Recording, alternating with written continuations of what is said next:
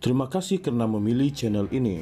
Sebelum kita mulakan video ini, sila pertimbangkan untuk menekan butang like, share dan subscribe dan aktifkan butang lonceng anda agar anda sentiasa mendapat info-info percuma pada setiap hari dari channel kami. Dan tinggalkan komen anda kerana komen anda amatlah dihargai. Terima kasih. DAP hari ini menyatakan sokongan terhadap lanjutan tempo perkhidmatan Ketua Hakim Negara Tengku Maimun Tuan Mat bertepatan dengan hari terakhir beliau sebelum bersara wajib.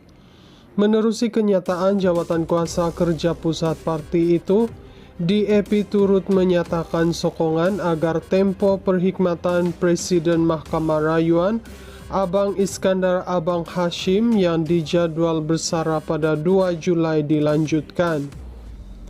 Jawatan kuasa itu menyatakan bahawa lanjutan tempo bagi kedua-dua hakim berkenaan sejajar dengan agenda reformasi kerajaan madani. Parti itu turut memetik pencapaian kedua-dua tokoh kehakiman tersebut yang telah melaksanakan tugas mereka dengan cemerlang dan penuh integriti sebagai justifikasi bagi menyeru agar tempo perkhidmatan mereka dilanjutkan selama 6 bulan selaras dengan peruntukan Perlembagaan Persekutuan.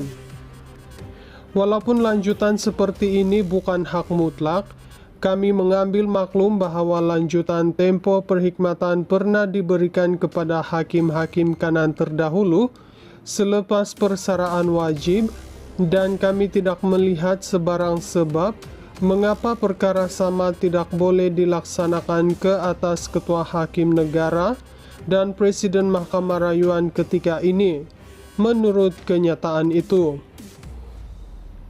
Menafikan bahawa sokongan DAP terhadap lanjutan ini merupakan percubaan untuk mempolitikkan perkara tersebut, parti itu menegaskan bahawa pendirian mereka lahir daripada pengiktirafan tulen terhadap sumbangan kedua-dua hakim berkenaan kepada pembangunan dan reformasi institusi kehakiman. Memandangkan sumbangan dan prestasi mereka, kami berpendapat bahawa lanjutan tempo perkhidmatan Tengku Maimun dan Abang Iskandar akan memperkukuhkan lagi komitmen kerajaan terhadap penambahbaikan sistem keadilan dan institusi kehakiman. Kami juga mengambil maklum bahawa akan terdapat banyak kekosongan dalam Mahkamah Persekutuan susulan beberapa persaraan hakim baru-baru ini dan yang akan datang. Perkara ini menjadikan lebih penting untuk mengekalkan Ketua Hakim Negara dan Presiden Mahkamah Rayuan sedia ada bagi memastikan peralihan pelantikan baharu ke Mahkamah Persekutuan berjalan lancar, tambah kenyataan itu. Semalam, Majlis Peguam Malaysia mengecam kebisuan dan sikap ragu-ragu kerajaan madani terhadap lanjutan tempo perkhidmatan Tengku Maimun. Presidennya, Ezri Abdul Wahab, memberi amaran bahawa kegagalan tadbir urus dalam hal ini boleh menjejaskan keyakinan awam terhadap badan kehakiman dan membuka ruang kepada spekulasi serta persepsi negatif. Ezri turut menegaskan bahawa isu ini bukan berkisar soal melobi atau pilih kasih, sebaliknya melibatkan soal keperluan mendesak, ketelusan dan pengoperasian sistem demokrasi berperlembagaan yang betul. Ahli Parlimen DAP merangkap bekas Timbalan Menteri Undang-Undang Ramkapal Singh turut menyuarakan pendirian serupa pada Ahad lalu. Dia menegaskan adalah penting untuk mengekalkan kesinambungan dalam pentadbiran kehakiman sedia ada bagi memastikan peralihan kuasa kepada kumpulan hakim Mahkamah Persekutuan yang baharu berjalan lancar. Perdana Menteri Anwar Ibrahim kemudiannya mengkritik dakwaan adanya usaha melobi kerajaan agar tempoh Tengku Maimun dilanjutkan. Dia menyifatkan langkah tersebut sebagai satu cabaran atau cobaan untuk mempolitikkan badan kehakiman dan menegaskan bahwa perkara seperti itu tidak sepatutnya berlaku terhadap sebuah institusi bebas.